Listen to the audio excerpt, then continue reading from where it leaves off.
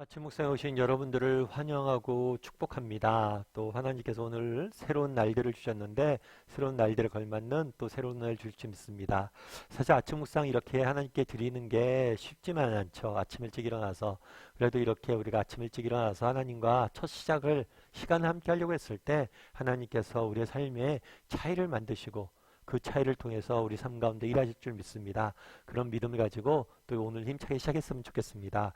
오늘은 성령이 임하시다라는 제목을 가지고 사도행전 2장 1절부터 13절까지 말씀을 좀 더 살펴봤으면 좋겠습니다. 우리 2절과 3절 말씀 같이 한번 읽어볼까요? 호련히 하늘로부터 급하고 강한 바람 같은 소리가 있어 그들이 앉은 온 집에 가득하며 마치 불의 혀처럼 갈라지는 것들이 그들에게 보여 각 사람 위에 하나씩 임하여 있더니. 예수님께서 부활하시고 승천하시면서 약속을 하나 주시죠. 성령의 세례를 하나님께 주실 테니까 너희는 기다리라 예루살렘 성에서. 그래서 모여서 함께 기다리고 있습니다. 그랬을 때 하나님께서 성령 강림, 성령을 선물로 주시죠. 그럼 어떻게 주셨는지 오늘 본문에 좀 자세히 설명되어 있어요. 어떻게 되냐면 호련히 하늘로부터 급하고 강한 바람이 있어서 바람이 있었어요. 바람. 근데 사실은 바람 보이지 않죠. 근데 이 바람은 특별한 특징이 하나 있었어요. 그건 뭐예요? 하늘로부터 바람이 내려왔어요. 그럼 왜 하늘로부터 내려왔을까요? 이것은 성령을 주신 분이 누구라는 것을 하나님이시란 걸 보여주기 위함이에요. 그래서 그날에 성령이 임했는데 이 성령이 보통은 바람 옆에서 불잖아요. 근데 하늘로부터 내려왔어요. 그걸 통해서 하나님께서 이 성령을 주셨음을 보여주고 있는 거죠. 그런 다음에 바람 소리 같은 게 있어 그들이 앉은 온 집에 가득하며 마치 혈의 불처럼 갈라지는 것들이 이렇게 그들에게 보여라고 되어 있어요. 뭐가 보였냐면 불의 혀처럼 갈라지는 것이 보였다라고 되어 있어요. 이 불은 성경에서 구약성경에서 이 불은 하나님의 임재의 상징입니다.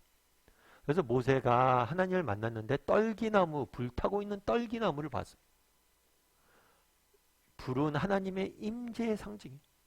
그래서 불의 혀처럼 갈라지는 것이 임했다라고 임했어요. 그래서 그날에 하늘로부터 바람이 내려왔습니다. 성령이 하나님이 주신 선물임을 알 수가 있는 거예요. 그리고 불의 혀처럼 하나님의 임재가 각 사람에게 임한 것을 보게 된 거죠. 특별히 오늘 본문에서 뭐라고 되어 있냐면 각 사람에게 임했다라고 그래요. 그래서 그날에 성령 강림이 임했는데 이 성령 강림이 성령의 세례가 어떻게 임했느냐? 이 공동체 가운데 임했어요. 그런데 공동체 전체에게 임한 게 아니라 개개인에게 각 사람에게 성령님이 하나씩 임한 것을 보여주게 된 거예요. 그래서 이거는 굉장히 특별한 일이에요. 왜냐하면 그 전에 이스라엘 사람들은 어떤 생각이 있었냐면 하나님이 우리와 함께 하신다. 불은 하나님의 임재 상징이라고 했잖아요. 하나님이 우리와 함께 하신다는 생각이 있었어요. 그런데 개인에게 함께 한다고 생각하지 못했어요. 공동체 가운데 이스라엘 전체 공동체 가운데 함께 임하신다라는 개념만 있었던 거예요. 그래서 하나님은 어디에 계셨어요? 이스라엘 성전에 예루살렘 성전에 임했던 거예요. 하나님은 예루살렘 성전에 계시고 우리 이스라엘 민족 가운데 임했다라고 생각했지 개개인의 삶 가운데 내 생활 가운데 내 존재 가운데 하나님이 임한다고는 상상도 못했어요. 그런데 그날의 성령은 어떻게 임했다고 그랬어요? 각 사람에게 한 사람 한 사람에게 성령님이 임했다는 거예요. 이것이 이스라엘 사람들에게 굉장히 충격으로 다가왔을 거예요. 한 번도 생각해보지 못했던 일이기 때문이죠. 그래서 그날에 성령님이 임했습니다. 성령님이 임했는데 다양한 현상들이 있었어요. 자연현상들이 있었어요. 그런데 오늘 보면서 가장 중요한 표현은 뭐냐면 각 사람에게 임했다. 한 사람 한 사람이 뭐가 임했다는 거예요? 성령님이 강림하셨다는 거예요. 그럼 여러분들은 어떠세요? 정말 공동체 전체가 아니라 여러분 각 사람에게 하나님에게 하나님께서 나에게 내 삶 가운데 내 안에 거하신다는 것을 믿으세요? 사실 이것은 불가능한 일이에요. 정말 하나님은 거룩하신 분이잖아요. 하나님은 존귀하신 분이잖아요. 그래서 구약의 사람들은 정말 죄인인 인간이 하나님 앞에 나가면 죄인인 인간 하나님 앞에 불타 죽을 수밖에 없다라고 생각을 했어요. 그래서 누구나 함부로 하나님 앞에 나갈 수가 없었어요. 하나님 앞에 나갈 수 있는 사람 누구만 나갈 수 있었어요? 제사장들만 나갈 수 있었어요. 그리고 제사장들 중에서도 혹시라도 죄가 있거나 좀 잘못이 있는 사람들은 하나님 앞에 나가서 바로 죽었어요. 그만큼 아무도 하나님 앞에 함부로 나갈 수 있는 것은 아무나 함부로 나갈 수 없었어요. 정말 준비된 사람만, 의인만이 하나님 앞에 나갈 수 있었어요. 그런데 그 하나님이 뭐 하는 거예요? 죄인인 우리 가운데, 내 가운데 임했다는 거예요. 나와 항상 함께 한다는 거예요. 이게 얼마나 놀라운 일이냐는 거예요. 우리 요한복음 14장 16절 말씀 같이 한번 읽어볼까요? 같이 읽도록 하겠습니다. 내가 아버지께서 구하겠으니 그가 또 다른 보혜사를 너희에게 주사 영원토록 너희와 함께 있게 하리니. 이 말씀의 배경이 뭐냐면 예수님께서 내가 이제 하늘로 올라가려고 그런다라고 내가 너희를 떠날 거라고 이야기를 해요. 제자들이 말리죠. 예수님 우리를 두고 어디로 갑니까? 그랬을 때 예수님께서 이런 얘기를 해요. 내가 떠나는 게 너에게 유익하다. 왜 떠나는 게 유익합니까? 내가 아버지께 구할 것이다. 그래서 또 다른 보혜사는 성령님. 성령님을 보혜사라고 표현했어요. 보혜사는 어떤 사람이에요? 돕는 자, 도움을 주는 사람. 그 성령님을 너희에게 줄 것이고 그 성령님이 영원토록 너희와 함께 있을 것이다. 약속을 주시는 거예요. 그래서 내가 떠나는 게 유익하다. 이 떠난다는 것은 단순히 물리적 공간적 이동을 이야기하는 게 아니라 이 떠난다는 건 예수님께서 십자가에 죽으신다는 거예요. 예수님께서 십자가에 죽으시고 우리의 죄값을 치르시고 우리의 인간의 죄의 문제를 해결하셔서 이제 우리가 언제든지 뭐예요? 하나님과 함께 할 수 있는 존재가 될 것이라는 거예요. 그래서 예수님의 십자가의 공로로 이제 누가 우리에게 영원히 거하는 거예요? 성령님이 오셔서 우리의 영원히 거하는 거예요. 그런데 이 성령님을 뭐라고 표현합니까? 보혜사라고 표현해요. 우리를 돕는 분. 성령님이 우리 안에 왜 오셨냐는 거예요. 우리를 진리 가운데 인도하시고 우리를 도우시고 우리가 영원히 거하기 위해서 성령님이 오셨다는 거예요.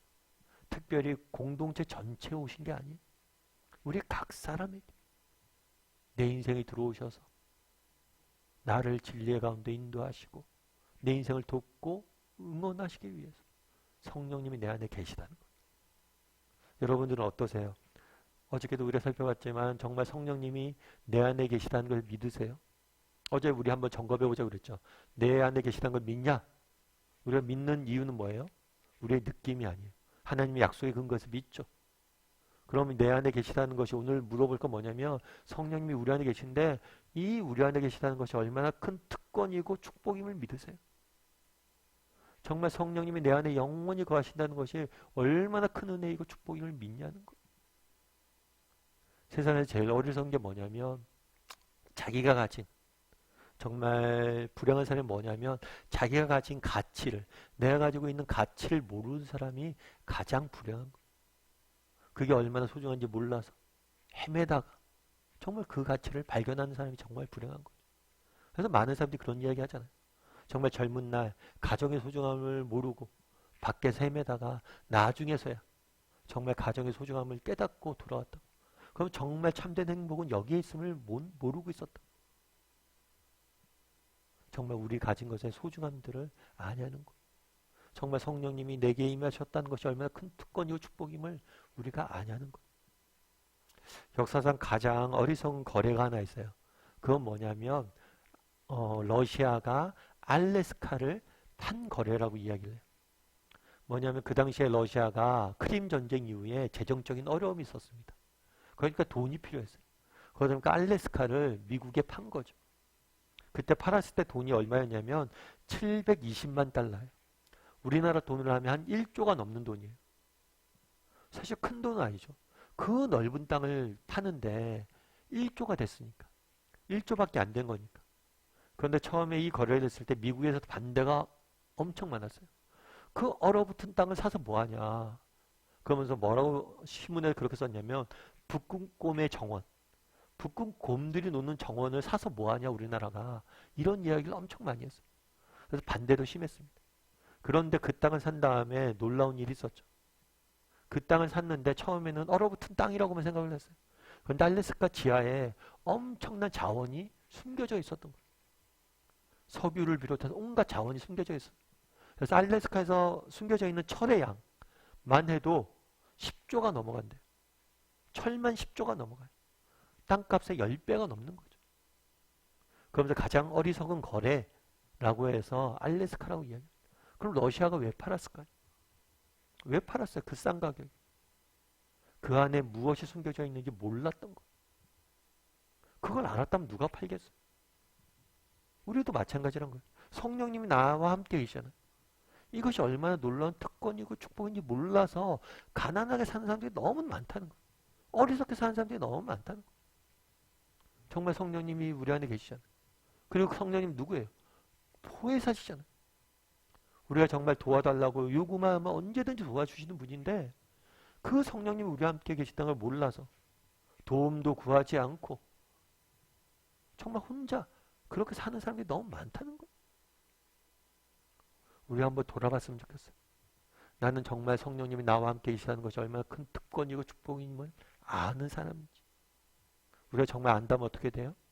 날마다 그분에게 도움을 구해야죠. 그분과 동의하면 도움을 구해야죠. 정말 하루하루 살아가면서 순간순간 하나님 도와주세요. 하나님 지혜 주세요. 하나님 능력 주세요. 순간순간 기도하고 도움을 구할 수 있어야 돼요. 그런데 성령님 우리 안에 계시다는 게 얼마나 큰 특권이고 축복인지 은혜인지 몰라서 어리석게 가난하게 불쌍하게 사는 사람이 너무 많다는 거예요. 그래서 한번 돌아봤으면 좋겠습니다. 나는 정말 성령이 나와 함께 하시는 게 얼마나 큰 특권인지 축복인지 아는 사람인지 그리고 그 도우심을 날마다 구하며 사는 사람인지 돌아봤으면 좋겠고 정말 날마다 성령님의 도우심을 구할 줄 아는 사람이 되기를 주님의 이름으로 소원합니다.